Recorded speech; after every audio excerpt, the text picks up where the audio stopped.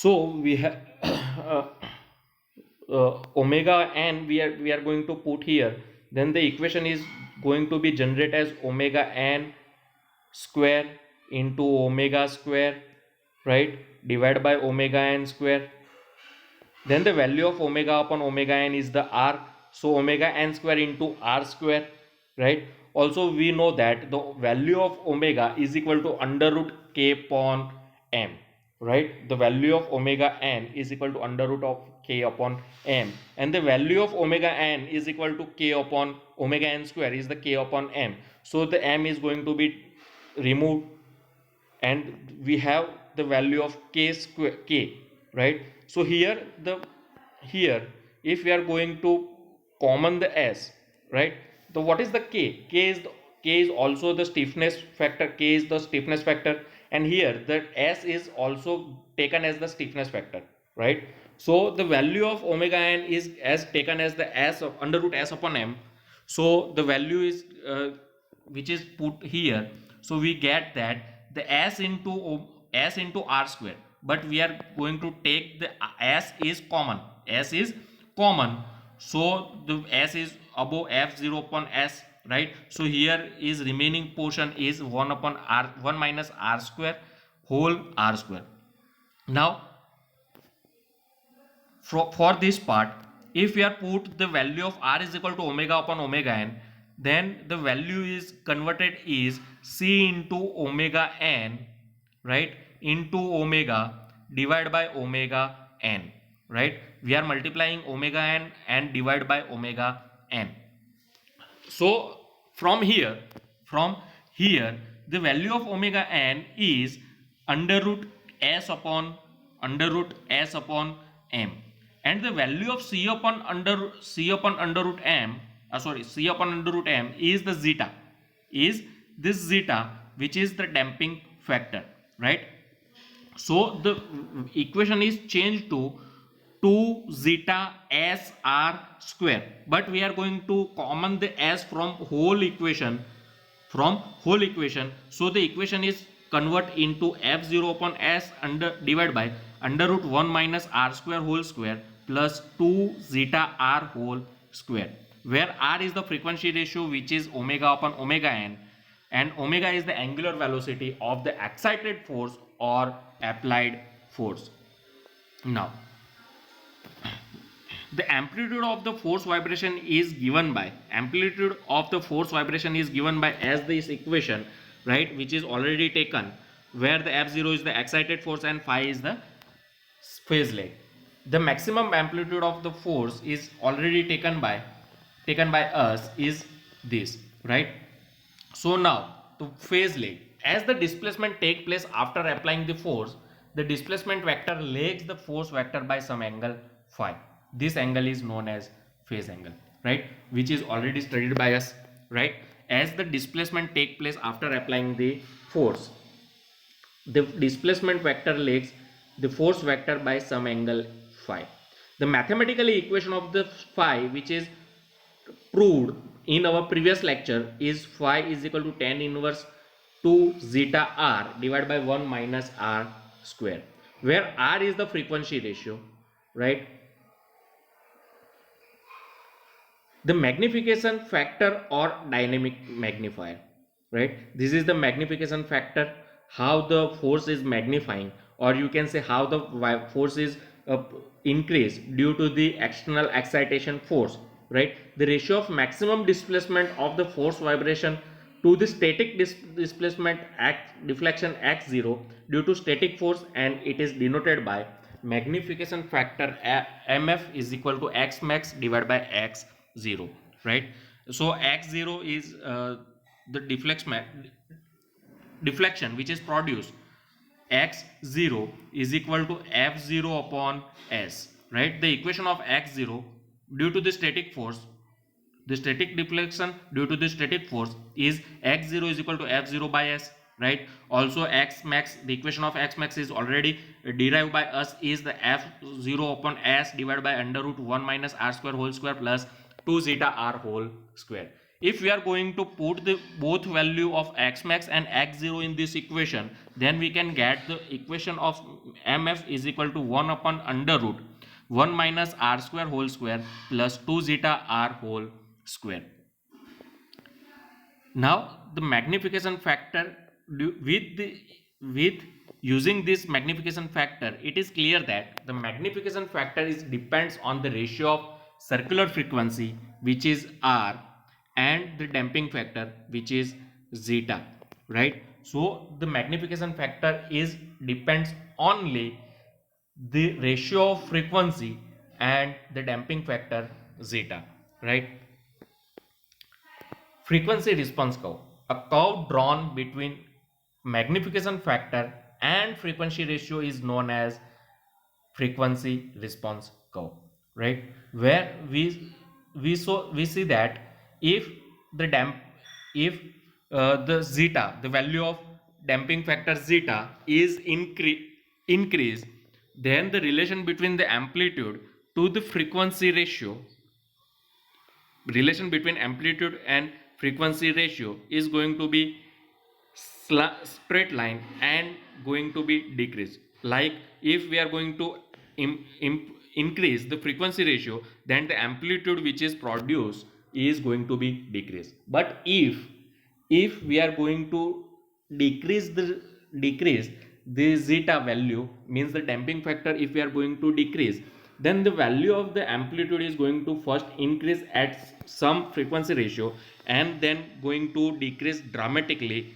at increasing of the frequency ratio, right? Now the phase frequency response curve, a curve drawn between the phase angle and frequency ratio, is known as phase frequency response curve. Now for the value of different kind of damping factor, the value of different kind of different value of damping factor, the phase lead, or you can say the phase angle to the frequency curve, can be different, right? As if we are increasing the frequency ratio omega upon omega n, then the value of the phase angle is going to be decrease.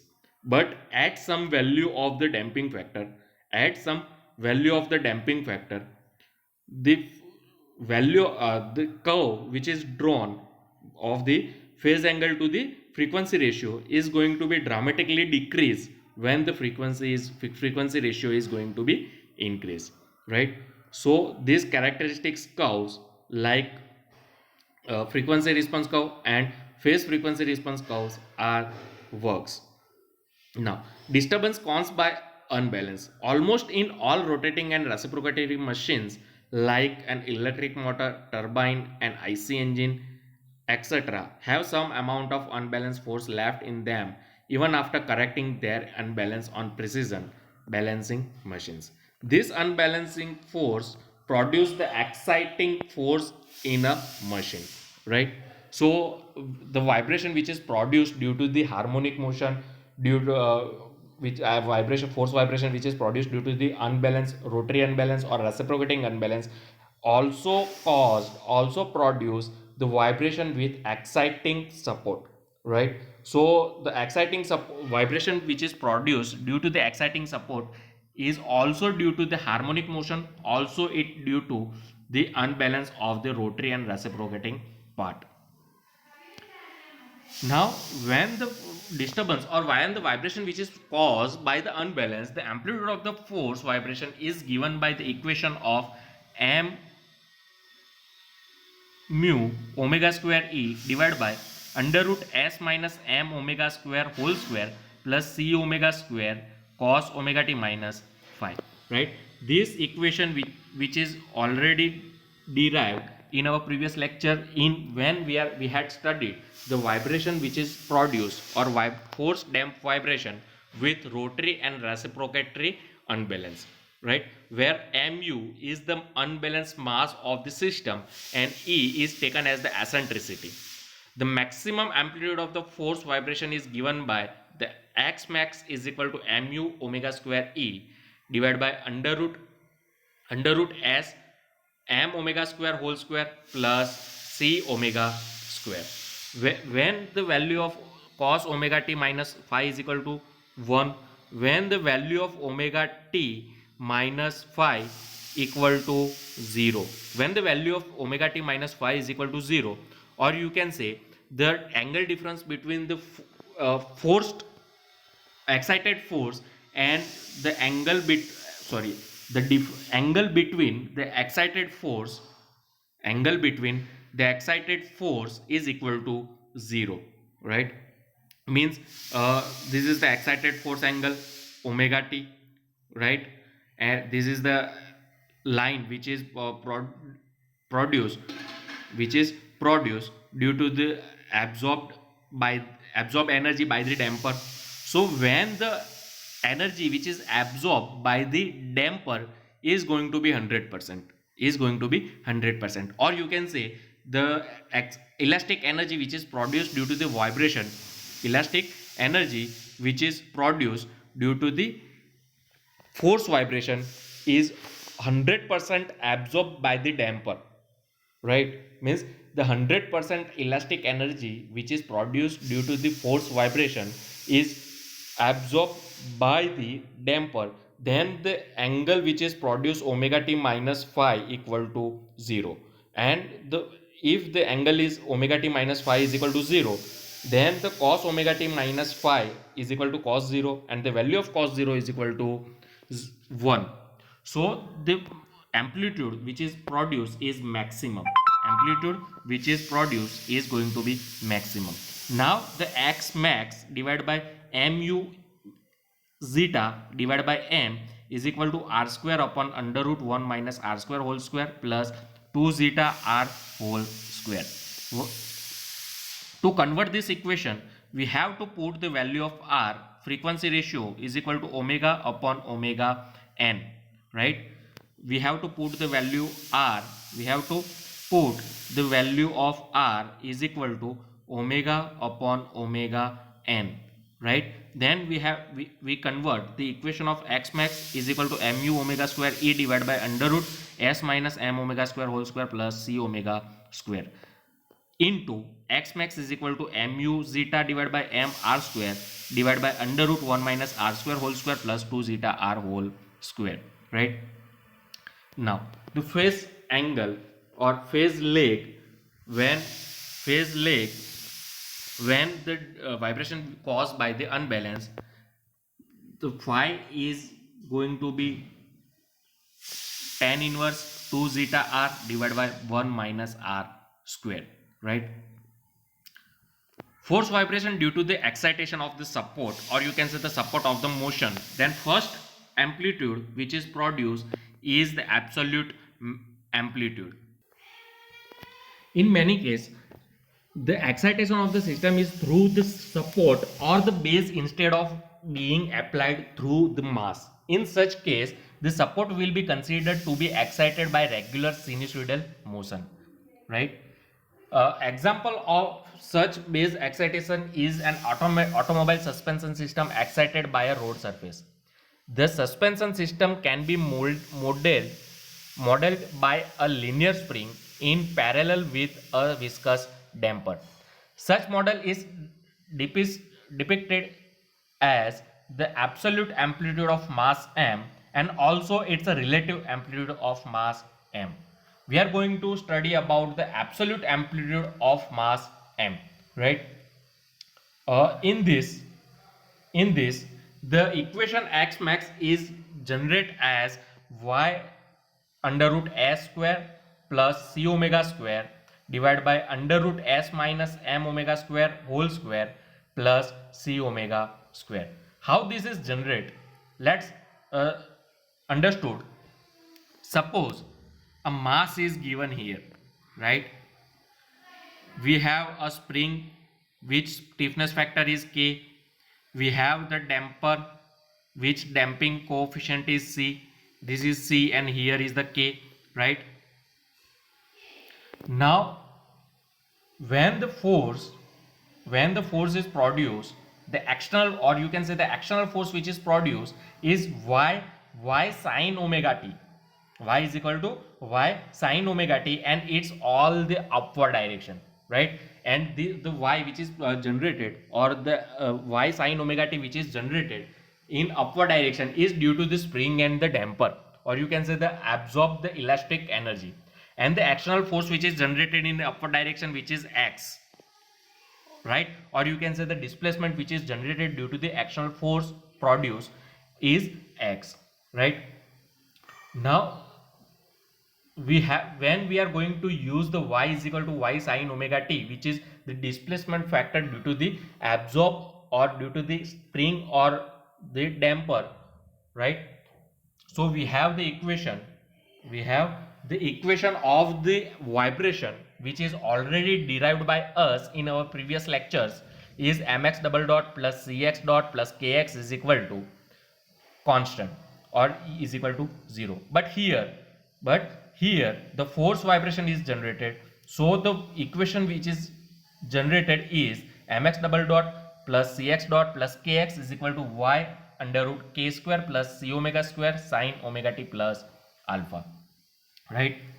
So the equation of the amplitude is generated as x max is equal to y under root s square plus c omega square and divided by under root s minus m omega square whole square plus c omega square. And also the phase angle is taken as phi is equal to tan inverse under root 2 zeta r divided by 1 minus r square, right?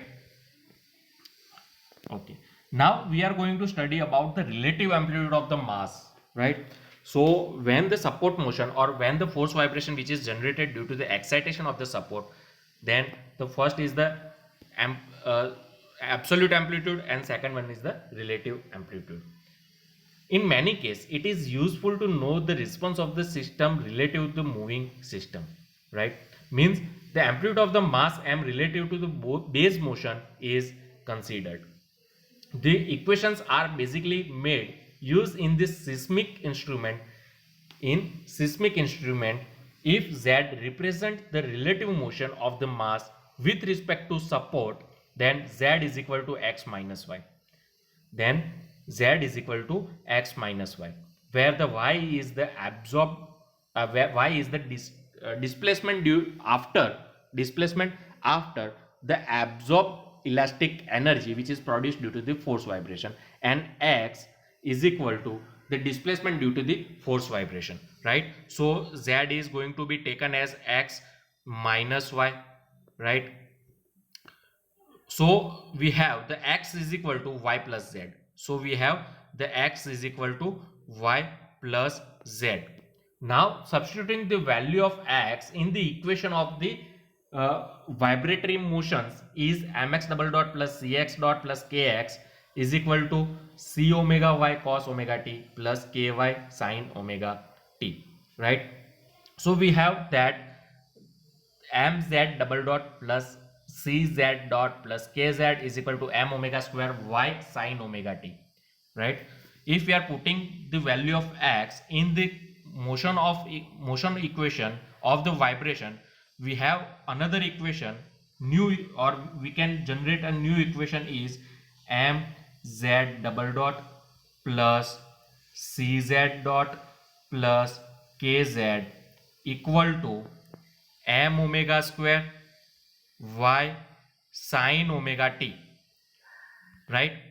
So this is the equation which we have generated after putting the value of x is equal to y plus z. Now this equation is the differential equation. This equation is the differential equation which we have already derived with the differential solutions, right? In where the two types of the solutions are there. One is the particular integral and one is the direct solution, right? So this equation is similar to the equation developed for the rotating and reciprocating unbalance.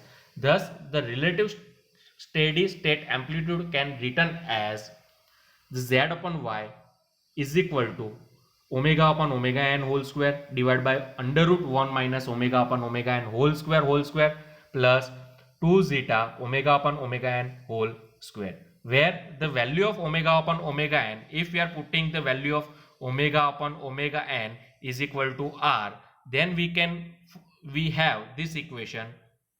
After putting the value of omega upon omega n is equal to r, we have the z upon y is equal to r square divided by under root 1 minus r square whole square plus 2 zeta r whole square, right, where the z is the relative motion of the mass with respect to support, and the phase angle is remain same as phi is equal to tan inverse 2 zeta r divided by 1 minus r square.